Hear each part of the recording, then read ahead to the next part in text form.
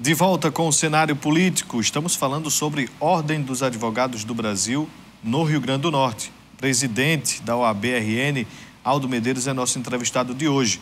A gente aguarda a sua participação, interação sobre o assunto aqui da nossa entrevista, sobre outras pautas, outros assuntos. Manda mensagem, tem Twitter, tem o nosso Instagram e o nosso WhatsApp, 8802-8979. Inclusive, nosso WhatsApp, ele pode servir para você fazer perguntas aqui para o nosso cenário político e também dar sugestões de reportagens aí, cidade afora. Então, está acontecendo alguma coisa na sua rua, na sua cidade, no seu bairro, manda mensagem aqui para a gente, faz uma foto, um vídeo, explica direitinho que o nosso jornalismo tem interesse em repassar esta informação. Vamos falar de Câmara de Mossoró. Nossa equipe de reportagem esteve hoje na Câmara de Mossoró e acompanhou a votação sobre a redação final do orçamento para 2023.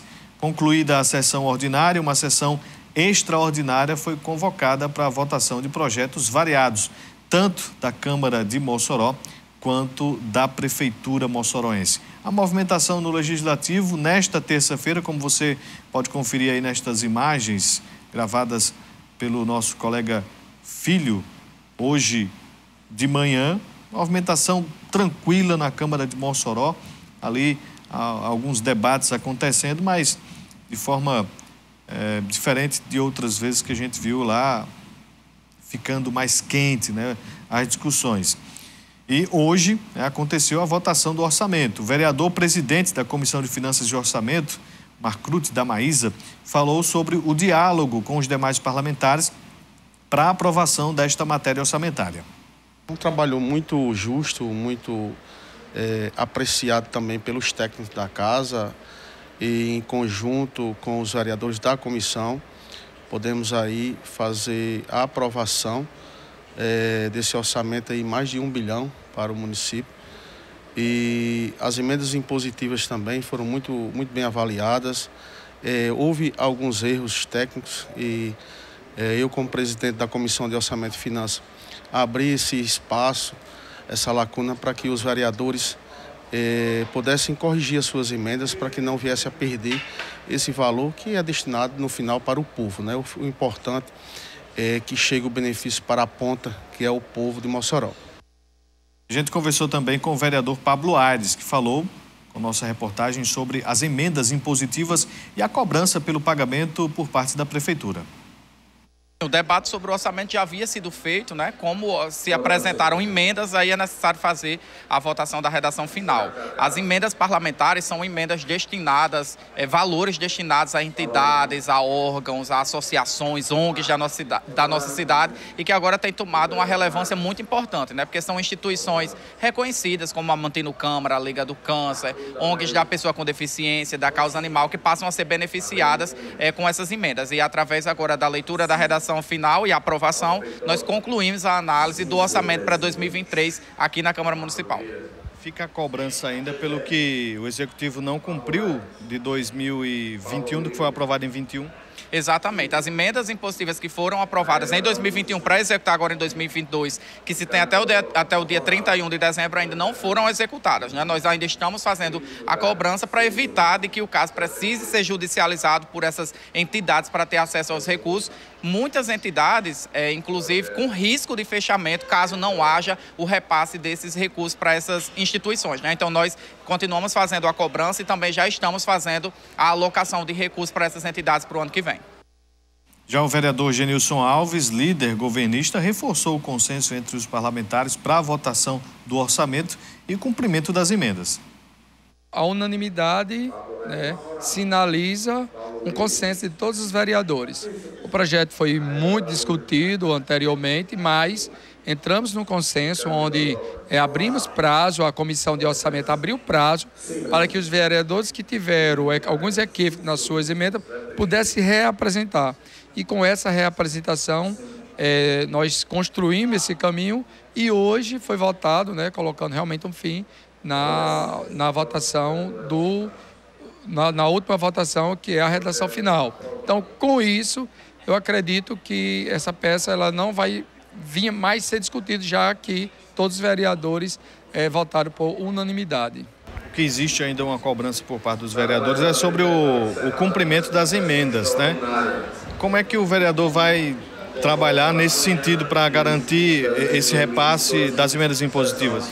Olha, eu acredito que a gestão, eles vão avançar nessas emendas, até mesmo porque a própria gestão, a equipe, o orçamento, quando chegou aqui na casa, já existe uma previsão de reservas de mais de 12 milhões exclusivamente para as emendas impositivas. Então, ali é um recurso que a Câmara, né, os vereadores vão poder apontar que são as emendas impositivas. E diante desse contexto, eu acredito que vão avançar. Agora, lógico, é toda uma burocracia, tanto a nível federal, a nível estadual, como a municipal, para que chegue o momento dessa efetivação dessas emendas.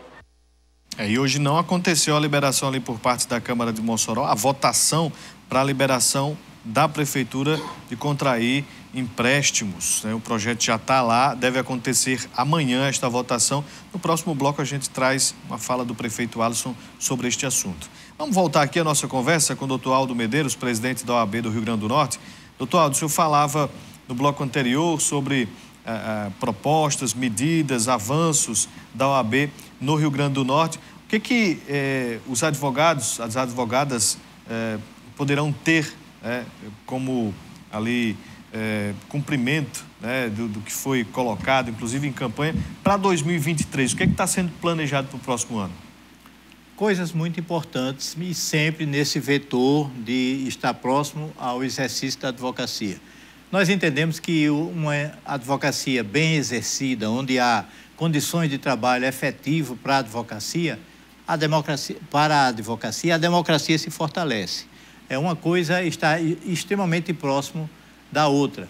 Então, em razão disso, nós estamos, por exemplo, procurando agora instalar aqui em Mossoró uma casa de apoio à advocacia com ambiente de trabalho extremamente moderno, como nós temos em Natal, em frente ao Fórum Miguel Seabra Fagundes. Nós temos uma casa onde o advogado tem praticamente um grande escritório à sua disposição. Isso é muito importante para as pessoas, por exemplo, que estão de passagem, vêm de uma comarca do interior, estão de passagem em Natal, os advogados que ainda não têm escritórios e os advogados que tinham escritórios, mas que por sua advocacia ter características de não ser necessário o contato físico permanente e reiterado, optaram por não mais ter, digamos assim, uma estrutura fixa e utilizar ambientes compartilhados. Nós vamos instalar isso aqui através da Caixa de Assistência em Mossoró. Hoje ainda eu estive visitando uma determinada situação que está quase sendo concretizada para que tenhamos um imóvel bem situado, de fácil acesso para as pessoas e que possa fazer com que a advocacia de Mossoró possa exercer com mais condição a sua missão de defender direitos de terceiros. Doutor, mudando um pouco o assunto, tratando agora sobre uma pauta que vem sempre sendo abordada na imprensa nacional, principalmente, as pessoas que acompanham a política de perto, com relação a críticas que são feitas ao STF, que tem ali opinado sobre algumas questões do Congresso Nacional. Como é que fica a OAB no meio disso tudo, né? Porque a gente sabe do papel que ali é exigido do Supremo Tribunal Federal e também o papel constitucional do Parlamento. Mas como é que o senhor observa essa questão? Como é que também o posicionamento da OAB Nacional com relação a tudo isso que a gente tem ouvido? Não é fácil. Essa questão é uma questão muito delicada, muito difícil. Nós vivemos numa sociedade muito radical, né? Outro dia eu estava assistindo um programa de televisão e vi que num determinado programa de auditório francês, eles estavam rindo porque mostrando umas manifestações no Brasil, onde os manifestantes tratavam o presidente Macron como sendo comunista, e ele representa aqueles partidos mais conservadores da França. Então, nós vivemos numa sociedade onde quem não está em absoluta identidade de pensamento com o interlocutor, ou é porque é muito fascista, ou é porque é muito comunista. Ninguém é centrista ou democrata, ninguém digamos assim, preparado para ouvir opiniões contrárias, sem considerar aquilo um insulto. Então, nós estamos numa sociedade muito difícil.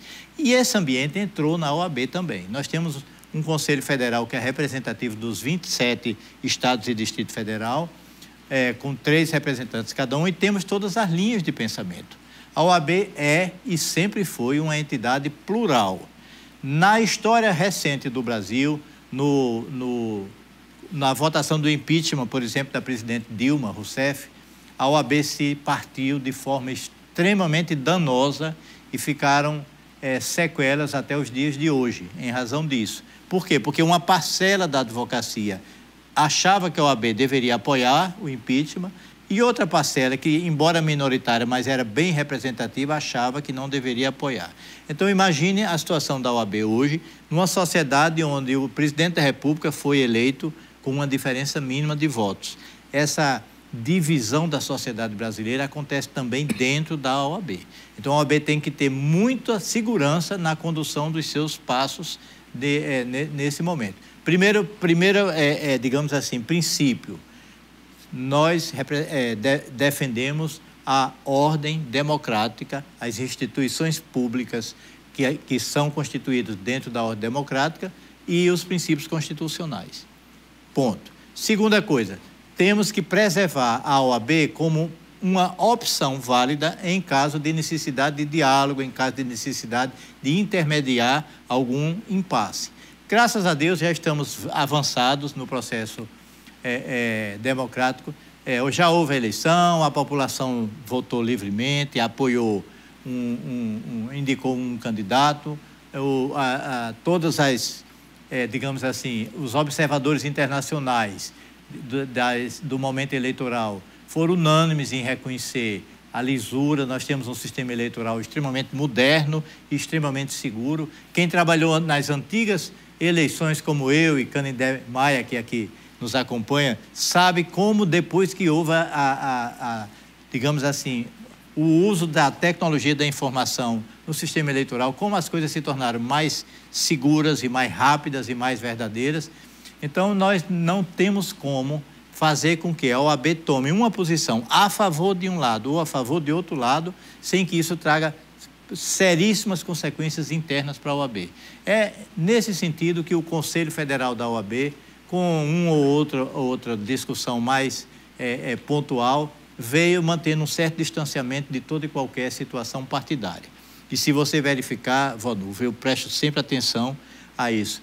Os advogados e advogadas do Rio Grande do Norte que criticam mais a OAB são porque tem uma atividade partidária bem acentuada. Não estou criticando, as pessoas têm direito a ter a atividade partidária que quiser. Mas as críticas mais diretas a que a OAB está se omitindo, a OAB, ou é porque a OAB é comprada pelo lado A, ou é porque a OAB é comprada pelo lado B. A OAB não é comprada por ninguém. A OAB é uma entidade plural, onde dentro da sua estrutura e dentro de toda a categoria de advogados tem todas as linhas de pensamento, e nós estamos mantendo uma linha de independência e de equilíbrio para que possamos ajudar a sociedade como a OAB vem fazendo desde a sua fundação há 92 anos atrás. A gente vai fazer mais um intervalo comercial, daqui a pouquinho a gente volta.